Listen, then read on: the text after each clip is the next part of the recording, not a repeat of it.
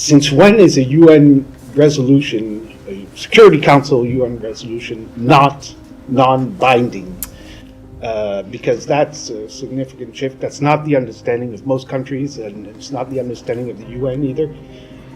This is not a Chapter 7 resolution, so I don't get how the US is now saying that it would be non-binding and basically giving the message that another country wouldn't necessarily need to comply with it. So let me explain what we meant by that. First of all, as we said yesterday, and we made clear all along, we have always believed that the path to a ceasefire and the release of hostages is something that will be reached through negotiations between Israel and Hamas, enabled by third-party countries and in which the United States is participating, and not through a UN process, and that remains our belief. When we say the resolution is non-binding, what we mean is that it does not impose any new obligations on the parties, the way, for example, some UN resolutions that impose obligatory sanctions, impose actual requirements on people to implement them. That said, we do believe that even though there are this resolution lacks non-binding provisions and lacks new requirements that it is imposed on the parties, it does carry weight, and it is something that should be implemented. I mean, that's a little bit contradictory, if I may. I mean, either it's binding or it's non-binding. If it's non-binding, like you said, because it lacks provisions, why would anybody comply with it? It's non-binding in that it does not impose any new obligations on the parties, but we do believe it should be respected, that it carries weight, and that it should be implemented, as has always been the case, has always been our belief when it comes to UN Security Council resolutions. If this was non-binding, now the other resolution, the 3 resolutions that you vetoed, were they also in the same kind of resolution? So, Saeed, I'd have to go back and look at the provisions of those, but we vetoed them. So ultimately, they weren't the voice of the UN Security Council. I'm saying if they are not binding, then why bother and veto it? Because they carry weight and should be implemented, and so we want to see resolutions that pass ultimately reflect the policy positions of the United States, which is what I said yesterday. We came to the determination that this Security Council resolution, although it did contain, or it lacked some provisions that we wanted to see, most notably condemning Hamas's actions on October 7th, that it called for 2 things that we support, a ceasefire and the release of hostages together. And so that's why we abstained from the resolution. We do believe that it carries weight and should be implemented. Mm-hmm. But and I remember like during the whole Iraq thing, there were 12 UN resolutions, and they were all binding. They were all binding every time, and the U.S. would be the first one to say it's binding. I mean, I worked in Iraq. I know exactly what was going on. So I'm saying that any UN resolution that passes, that is allowed to pass, is potentially can be utilized within the framework of Chapter 7. Is there a question there, Saeed? Yes, it is. I'm asking you. I mean, can you answer? No, it's just there was a statement. I want to see if there's actually a question. So, okay, let me reframe my question. Do you think that this resolution can potentially be subject to Chapter 7? We believe that the UN Security Council resolution carries weight and should be respected, as I said. There are some reports that Israelis feel that their ability to depend on the United States has now decreased because of the abstention at the Security Council vote yesterday. So absolutely not. First of all, the relationship between the United States and Israel is one that is longstanding. They are a longstanding ally of the United States, and the president has made clear that the United States will always support Israel's right to defend itself. That was true before our action in the Security Council yesterday. It remains true today.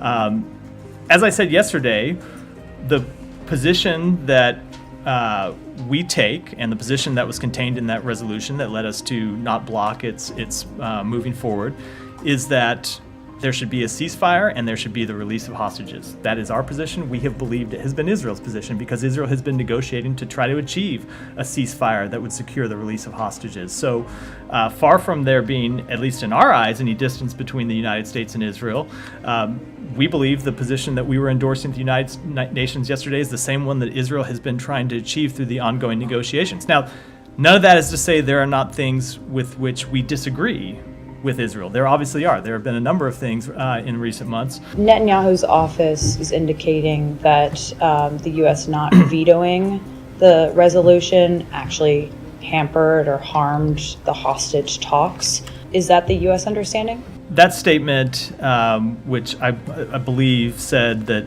Hamas pulled out of the hostage talks, or Hamas rejected the most recent proposal because of the United Nations Security Council resolution, that statement is inaccurate in almost every respect, and it is unfair to the hostages and their families. For the United States, we are not going to engage in rhetorical distractions on this issue.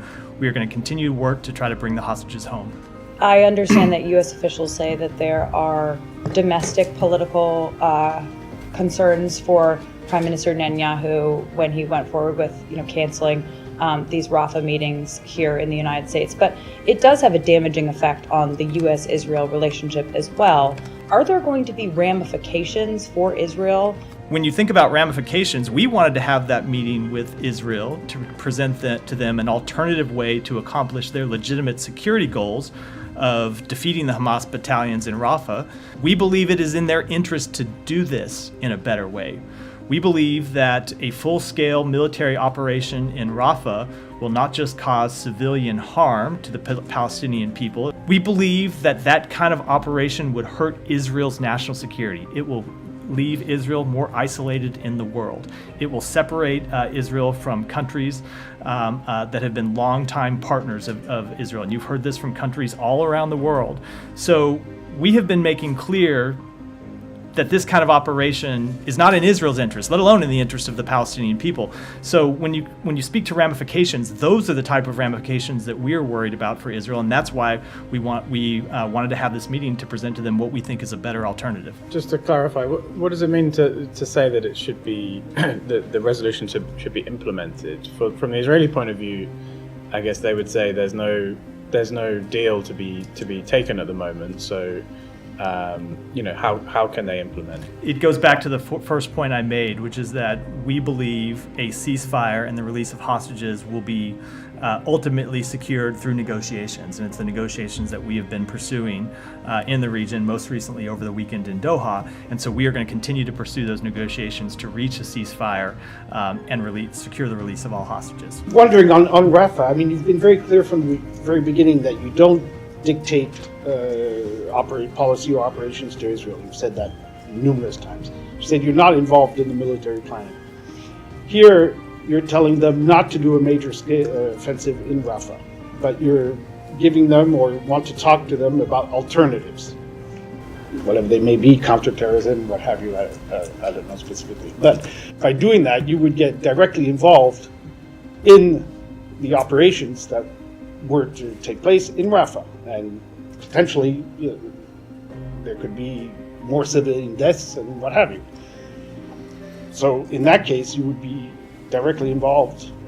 How big of a problem is that? So I don't agree with that. Let me say a few things. Number one, when it comes to dictating, you're right. No, we do not dictate to them. We can't dictate to them. They're a sovereign country, and the United States can't dictate to any sovereign country. They're going to make their own decisions. That said, we always offer our best advice to them. We have done that from the beginning. You've heard the president talk about that when he went to Israel just a week after, or a little over a week after October 7th, where he talked about the fact that because Israel is such a longtime friend, we are going to offer advice about them. So we try. Very good advice. And so we try. We try to give them that advice in terms of the options that we will present to them, or that I assume we will present to them at some point. I wouldn't think of it as military planning. We're going to offer them, and I also don't want to preview too much in detail publicly, because these are still conversations that ought to happen privately. But the intent would be to give them advice about how to conduct such operations. It's not to do actual military planning. We're not involved in military planning. That's what I mean. We're not in with them planning exact military operations. But we have always offered them advice about what we have believed the best way to go about this operation is. That's true going back to some of the first meetings that we had in Israel right after October 7th. Well, then either one of two things. Either you gave very bad advice because you have 30,000 civilians who got killed, or they didn't listen to your advice. So what about Rafah? You think they would?